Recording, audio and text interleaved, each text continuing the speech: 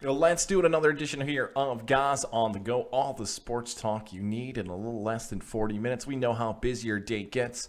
You don't have 4, 5, 6 hours a day to sit back and try to figure out all the stories and sift through it. Guys on the Go. Sports talk you need in 40 minutes. And it happens because of the great people that make it happen. Mohawk Honda selection is king. You know where to find your vehicle in upstate New York. If you're listening in Utica, Syracuse, Geneva, Waterloo, make the drive out east. Join us in Glenville, New York, so you can find out about the prices, the selection, the vehicle that you want for the future. You're looking around where you're living in upstate New York, you start Googling all the stuff. Wait a second, the best price is out in the capital region? It is. Mohawk Honda will help you as well with the Kelly Blue Book offer going on right now, where you drive to the lot and you can walk off with the vehicle that you love and money in your pocket. It happens just like that. And it happens because of the great relationships and great people that you can work with. Greg Johnson, shout out to him, doing some great things in the community as he always does. My guy Cam McKenna, who I got my pilot from, and I like doing this and looking out in the driveway and seeing the best vehicle I've ever had in my life. Hot Sauce, Jake Doyle, Lindsay Harridan, so many ways to connect with Mohawk Honda, whether it's on social media or giving them a call today, Mohawk Honda, or drive over Freeman's Bridge Road. Check it out for yourself in person, Mohawk Honda, where they always go out of their way to please you.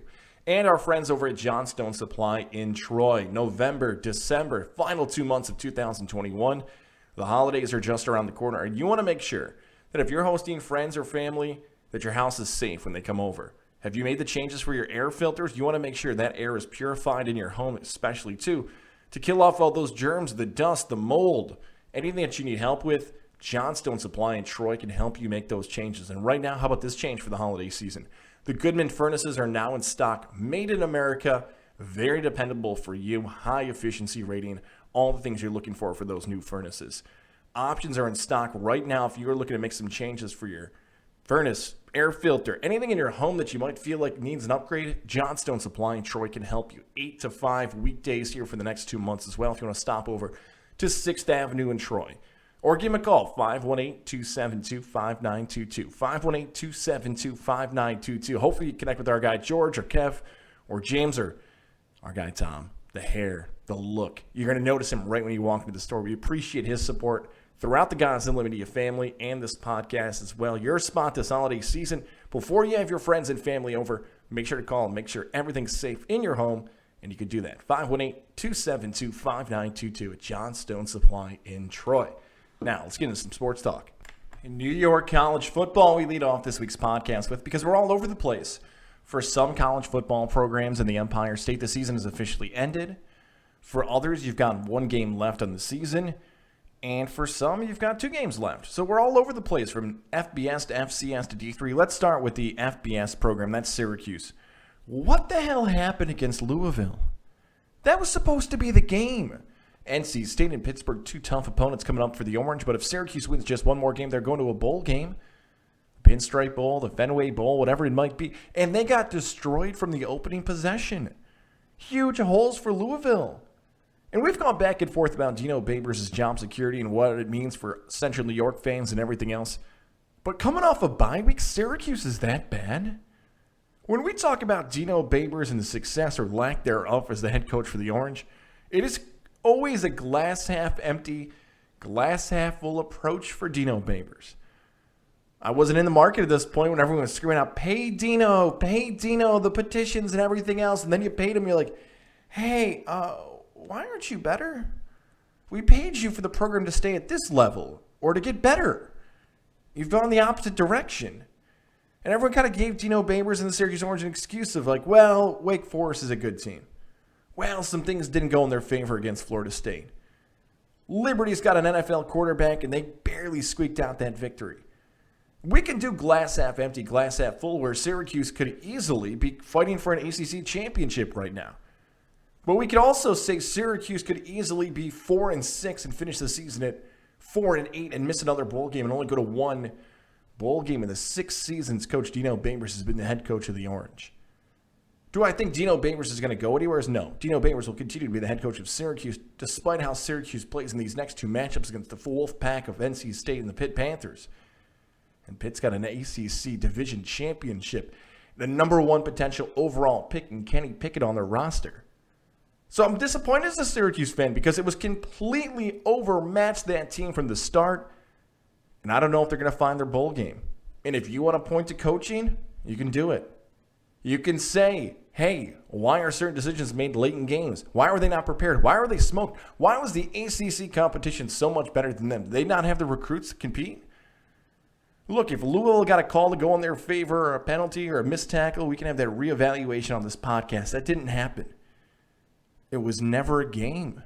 And that's what was most disappointing for Syracuse fans like me. And you flip it over to UAlbany. The Great Danes had won one game this season. One. They host Morgan State on Senior Day. And they're up 34-0 at halftime. So what if Morgan State's 1-9 now on the season? 34-0's 34-0 at halftime. The Great Danes look like a different team we've seen all season. So now UAlbany goes on the road for the regular season finale against a rival in Stony Brook. So what if they win?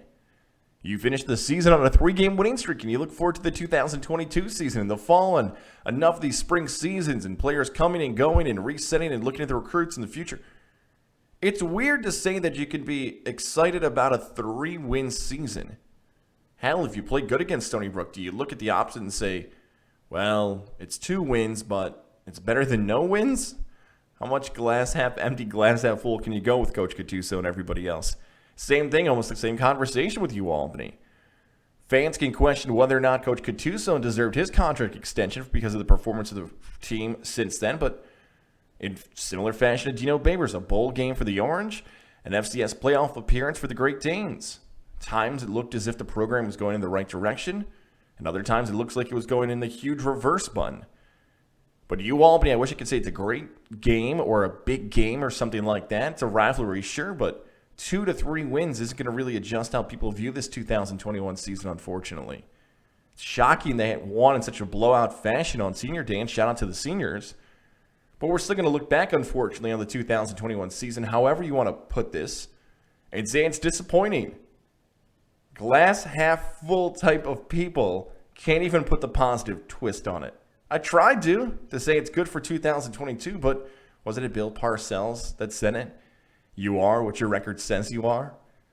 How about Cortland and Ithaca, another classic in the Cortica Jug, and it doesn't need to be repeated to some upstate New York sports fans that this is the best rivalry in New York football. At the college level, this is the best rivalry. Hang on, Capital Region fans. We'll get to you in a second. I know you're probably upset with me, but Cortica, Cortland and Ithaca back and forth. Ithaca battling for the Liberty League Championship. Potentially the Bombers, if certain things went in their favor, maybe they could have been in the NCAA tournament. Cortland, how about blocking the kick and keeping the undefeated season intact? Cortland's got a chance to run deep. We heard it from James Baker, Frank Rossi. Our guys think the Red Dragons might be a Final Four team potentially with an undefeated 10-0 record and all the changes that have happened with that program over the last 10 to 15 years with no longer playing New Jersey teams in their conference. So Cortland and Ithaca is a great game. The Shoes game, here you go, Capital Region fans, RPI and Union. How about a walk-on kicker deciding the game? A kicker who's basically not even on the team for RPI puts it through, and the Engineers are back to the NCAA playoffs. Now, that team beats Union. And if you remember our preseason preview, we talked about Union being one of the best teams in New York in close to a decade with their big offensive tackle and their quarterback, that this seemed to be the season the Dutchman broke through and put on a historic performance. They were supposed to be the top team in New York State at the Division III level. Unfortunately, it didn't work out that way for the Dutchman. Now, a lot of programs across New York are playing bowl games in that final weekend before Thanksgiving. That's pretty cool. How does that affect them overall? As a program recruiting, it's a good thing for D3. Cool stuff happening. Could promote for the future for a bowl game and have those seniors playing one more game and potentially go out with a victory. But now you've got RPI in the NCAA playoffs. Good for them. You've got Cortland in the NCAA playoffs. A great time to be a Division III Empire football fan. Is Joe Flacco elite? Is Texas back? All right, just had to sneak that one in there. Jets fans, this weekend you get a Super Bowl MVP as your starting quarterback. And that's Joe Flacco. Look at him, the big fella. Swag with him. Can Flacco help the Jets beat the Dolphins? I would think no. It's a divisional game.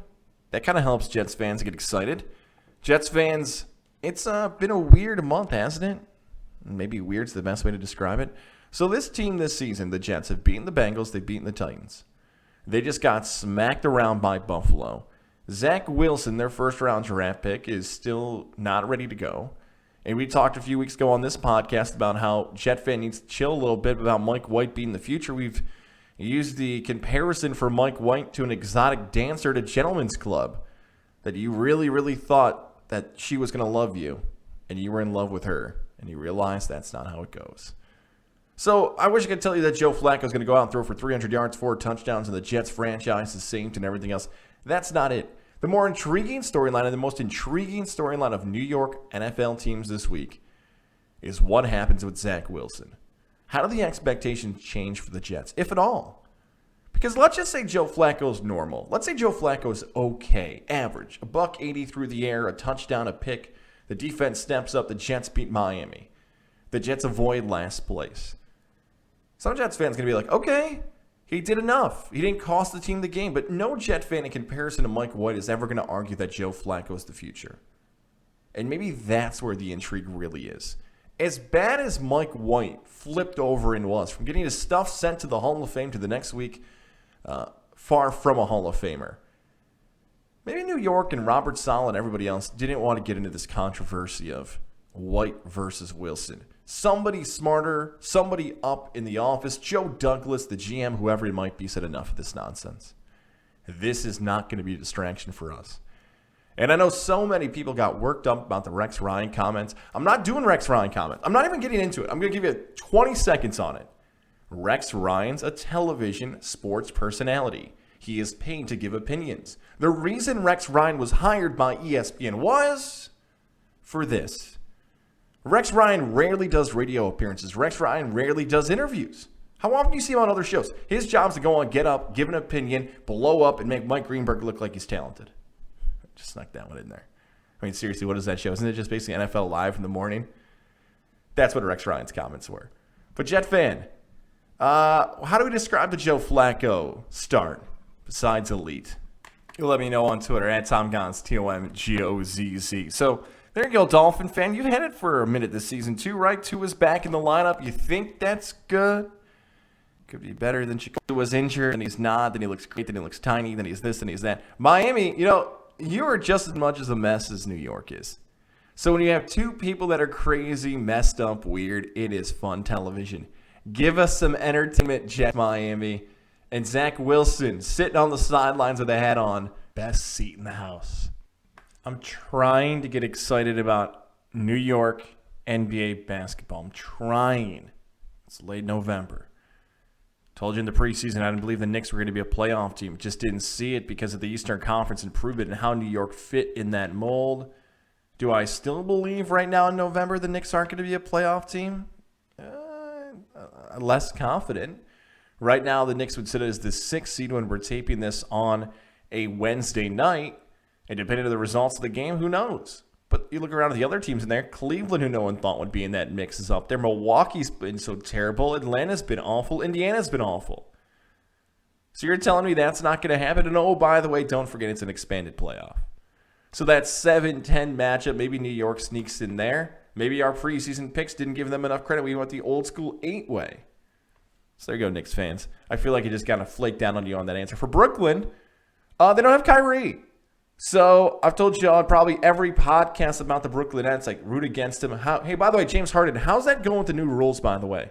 How's that going where you can't run into everybody anymore and get a foul? Not as well, huh? People are wondering, oh my God, what a dramatic drop-off for James Harden. Can you believe his stats? Yes, I can. The rules changed, and he's not cheating anymore to get foul calls. So there you go. Steve Nash blasted Brooklyn post-loss to the Warriors and said they weren't on the same level. Who thought they were? Who thought with Steph Curry shooting like that the Golden State Warriors were not better than Brooklyn Nets? Who thought without Brooklyn having Kyrie because he won't get vaccinated was going to be a team that was a real threat to beat Golden State? Maybe it's too easy hindsight 2020 here, but I thought this was like a given. And they still got a ways to go when Klay Thompson actually is the Klay Thompson we've known in the past. Imagine what Golden State can be. So there you go. There's some exciting stuff in the NBA going on, but there's one big thing that's missing here in mid to late November. And that's kind of what I said right there with Klay Thompson and Kyrie. The names you want to see aren't playing up to their potential or aren't the same players they used to be.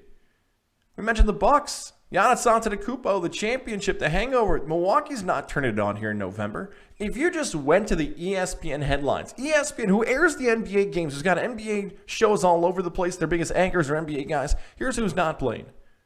Kyrie, Klay, Luka, Chris Middleton, and Zion. Those are huge names. Oh, did I miss LeBron? LeBron's in that mix too. LeBron's optimistic that he's going to be back at some point in the weekend. LeBron's on the sidelines coaching. Let me get those names again. LeBron, Luka, Kyrie, Klay, and Zion. All aren't playing. And someone's probably saying, what about so-and-so? You can add to the list if you want. So you're telling me as a sports fan, I'm going to get excited about the sport when some of those biggest names of the sport are not out on the court yet. Or they're missing time. It's a hot take from Goz. Ooh, the NBA is better when the superstars are playing. Ooh, good one.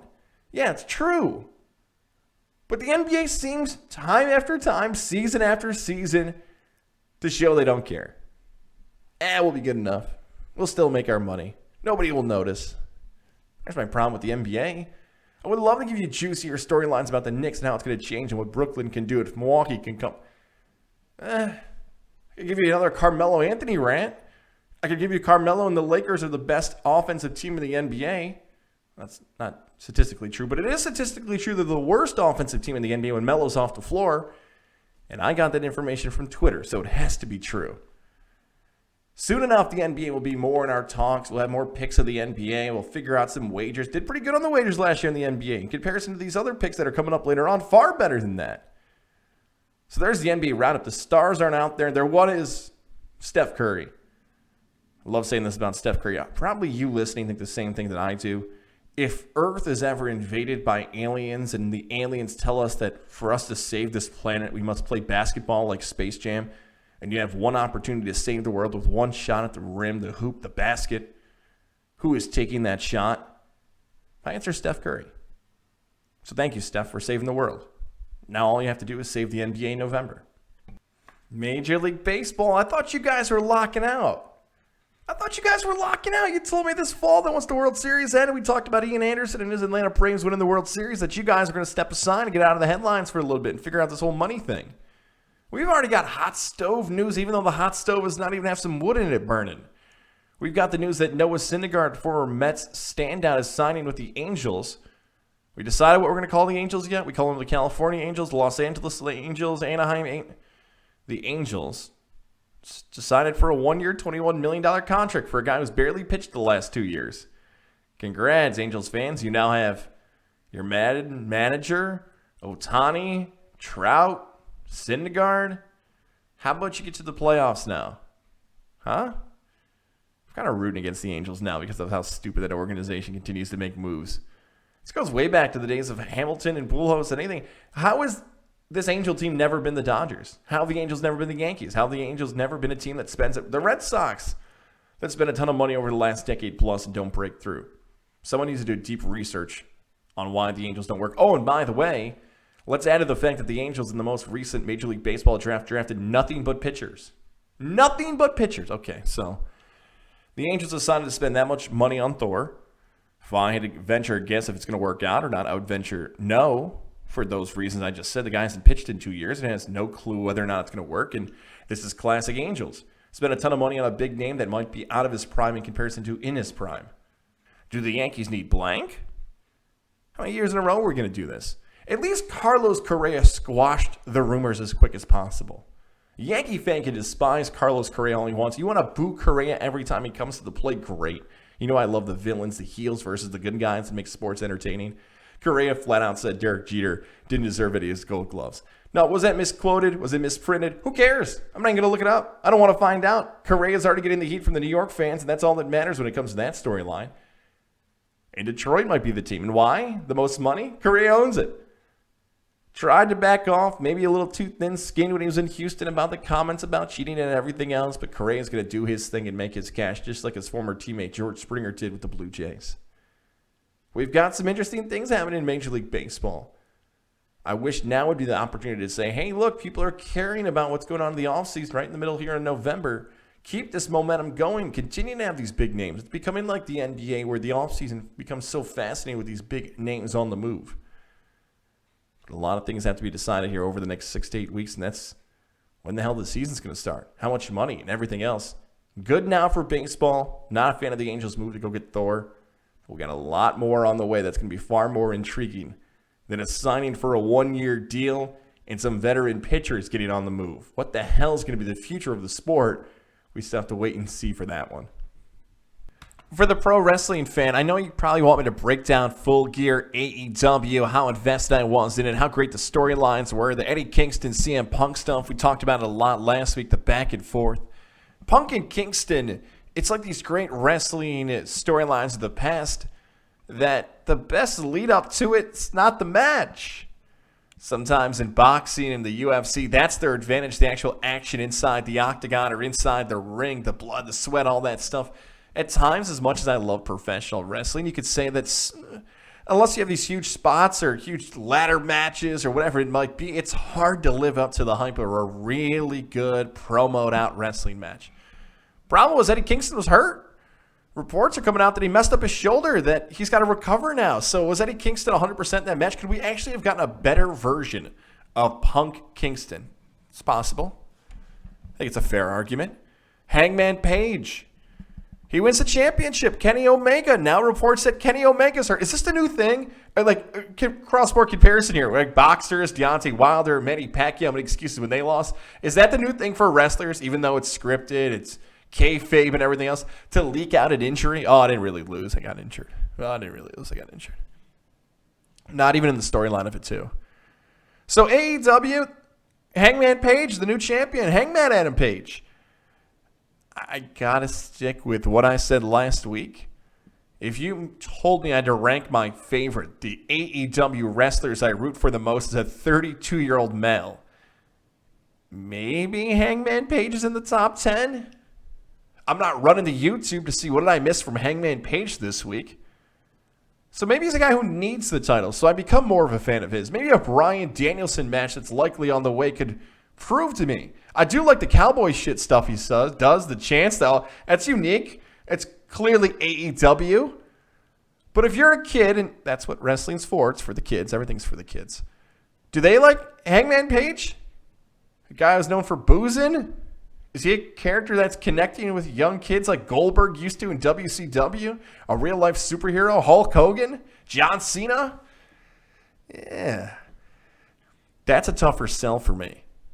But what I do love, and again, I'm going to feel like a dork talking about this, but Survivor Series is on the way. And Survivor Series over the last 15, 20, hell, it goes back as 30 years if you want, have always had these big moments. The one that sticks out to most people now because it's brought back more often than not is the Undertaker debut. Undertaker, the legendary WWE superstar debut at SummerSlam. Not SummerSlam, Survivor Series. Hell, he might come back at SummerSlam. You had The Rock come back to the ring for that tag team match against The Miz and R-Truth. You had the debut of The Shield, Roman Reigns, Dean Ambrose, Seth Rollins. How about Sting stepping foot inside a WWE ring at Survivor Series? So you have the traditional matches, like it's always happened, those 5-on-5 elimination matches. But the storyline for this year's Survivor Series is Becky Lynch versus Charlotte. That should be the main event of Survivor Series. Now, we don't know if Roman Reigns and Big E will end in an actual finish, protect both champions.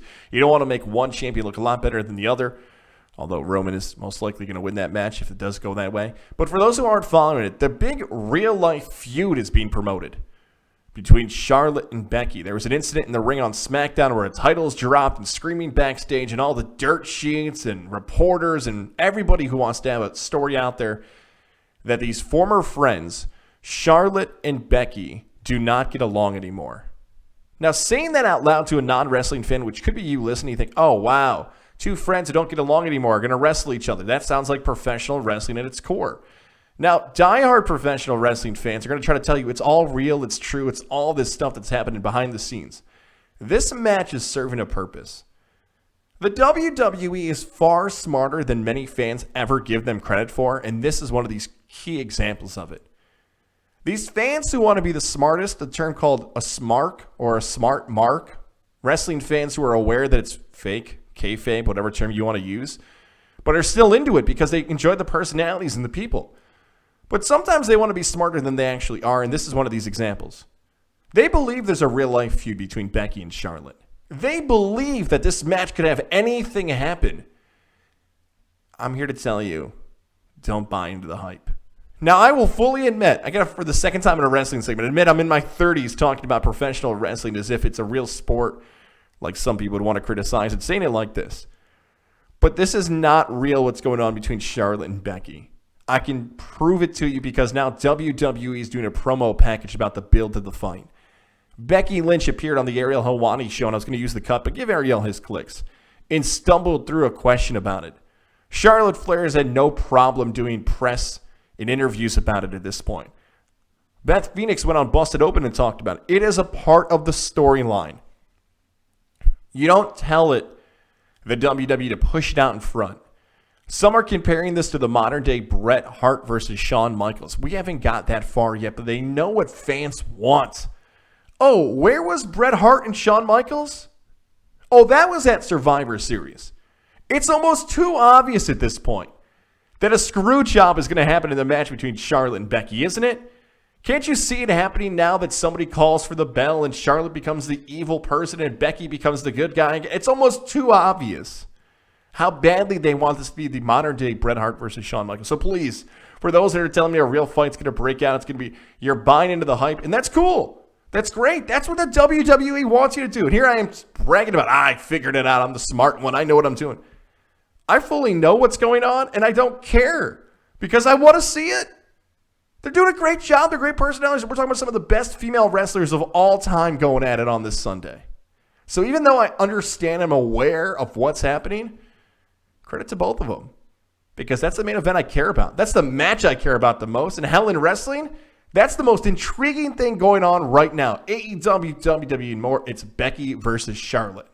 Let's get into this week's picks, and they are now brought to you by our friends at Northeastern Insurance, and in particular, our friend Jared Lozier. You're looking to make investments that are probably better than these picks have been the last month. Talk to Jared today. Your home, your business, the things that matter to you the most in your life. What do you do with your finances as you plan for the future? Trust somebody who is in your corner. That is Jared Lozier at 518-956-3753. 518-956-3753. JARDL at nemail.com. You hear it all the time when I talk about this. It will make me so happy and so proud when I see somebody, Jared sends me a text, hey, I got an email from your podcast, and they said they went 4-0 on your picks or 0-4 on your picks. I like how my people who are listening to me right now are investing their money properly, which could be wagered for or against Gons. But again, Jared has all the things you need. Northeastern Insurance, great people to work with them. For more information on Northeastern Insurance, make sure to check out GonzillaMedia.com for that. But you're got to contact Jared Lozier as you prep for your 2022 finances. His number, one more time, 518-956-3753. And email him today, JAREDL at nemail.com. I liked bragging about my record when it was better, but right now the record stands at 41-47 on the season. College picks, 22-27. We went again 2-2 last week. NFL picks, 0-4. 0-4 on the NFL picks. If you've been watching my NFL picks, we were incredibly hot. At one point, I was 10-3 for a stretch on my NFL picks. Since that hot streak, that 10-3 streak, I've gone, what's the math here? 2-10? 2-10 since the 10-3 streak. Okay. Let's start with college. Let's start with the college picks. I'm going to go again. I don't even like how my Virginia one had a count last week. We taped the episode and they benched Virginia Armstrong. I wanted to redo on that pick, but whatever. This is how the podcasts work. Hopefully you were smart enough and realized Virginia's quarterback is going to be benched. Let's start with the pick I like the most this week. Texas Tech. Love the Red Raiders in their matchup against the Oklahoma State Cowboys. This is a classic trap game. Oklahoma State is getting ready for Oklahoma. Oklahoma State as a program has been so close. Mike Gundy and company, they can smell a Big 12 championship. They feel like Oklahoma's vulnerable. Texas Tech is the play. This game means far more for Texas Tech than it does for Oklahoma State. Games in Texas Tech, 8 o'clock, Fox. 10.5 is the perfect number. I love Texas Tech in that matchup. I also like the Beavers out west. How about this scenario that can play out? Oregon State, in similar fashion to what we mentioned, is a big game next week, the Civil War against Oregon. But hasn't Arizona State been one of the most weird, disappointing, strange teams in college football this season? Arizona State was poised to win their division in the Pac-12. There are games they just don't show up to. What happened to Arizona State? Every week they're so inconsistent, but Oregon State has been the team that has stood out in the Pac-12. So if they win this game, and let's say Oregon, who right now is a dog against Utah, goes down to the Utes, Oregon State is technically tiebreakers and everything else and scores. The Beavers are still alive. Now, maybe don't tell them if something changes between tiebreaker scenarios between now and then, but just tell the Beavers they're still alive. I love the Beavers in that game, so give me the dog, the under Beaver in that game. That is a 2.5-point spread. So those are the two games that out of the gates really jump out to me that I really like. These other two I don't. That's it. Like, I only truly like two games in college this week. That's it. I like Texas Tech. And I like Oregon State. But I've always picked 4, so I'm going to stick with my 4. I'm just going to take 2 nooners. I want Texas to lose. Come on. It's just enjoyed, isn't it? Don't you love It's Texas Back on Twitter as much as I do? I don't know if anybody loves it. How about we take West Virginia just for chaos? A noon, great way to start a Saturday. Give me West Virginia. Minus 2.5 against Texas. Kick a game-winning field goal. Let Texas have a fourth quarter lead and then blow it. Yeah, that's what I want to see. My heart tells me West Virginia. Yeah, let's take West Virginia. And let's also go in the noon games. Let's go with Tulane. Tulane looked really good earlier this season when they almost took down Oklahoma, and people have been back and forth on Tulane since. The game's at home. South Florida's a mess. Remember South Florida was one of the number 2 teams in the country about 15 years ago? They're terrible. They're awful. So I'll take Tulane, and I'll take West Virginia. Yeah, 2 nooners. Get my bets done early, and then go sort of the nightcap for Oregon State later on. So those are my bets one more time. Love Texas Tech, 10.5, getting points. Love Oregon State getting points at home, plus 2.5. I'll take West Virginia as a 2.5-point favorite over Texas, and I will take Tulane 5.5 over South Florida. Let's move on to the NFL. Ugh, God, come on. I got to get some picks right here. Let's go with the games I like in the NFL first. The one that's sticking out to me, Bills fans, I love you. I love the Bills Mafia, but you guys have been so all over the place. I've got 7.5 is the number the Indianapolis Colts are an underdog with. If it's 7.5 on kickoff, I love it. Will it actually stay there? Will it get to 7? More likely it's possible. But if that's sitting at 7.5, which I have right now, I like the Colts. I like the Bills to win. I like the hook. Give me an Indianapolis in that game. Dallas, Kansas City. Can we hit it over? Dak Prescott, Patrick Mahomes, Tyreek Hill, my God, Zeke Elliott, please, for my fantasy football teams, can we hit it over here for Kansas City and Dallas? They're both due, aren't they? Over 55.5. They're begging me to take the over. Fine, I'll do it. The beg worked. I will take the over in that game. Now, just like I said in my college picks, 2 really strong takes on that. And then after that, I'm kind of struggling. But I will give you 2 more picks. I like Philadelphia, and I like Carolina. Carolina, 3.5-point favorite over Washington. Why the hell am I going back to Washington? Why am I doing this with the football team? How many times have they been involved? They've missed for me. Week 1, they missed against the Chargers. They missed against the Bucks. Hell, they can't keep missing, can they, for me?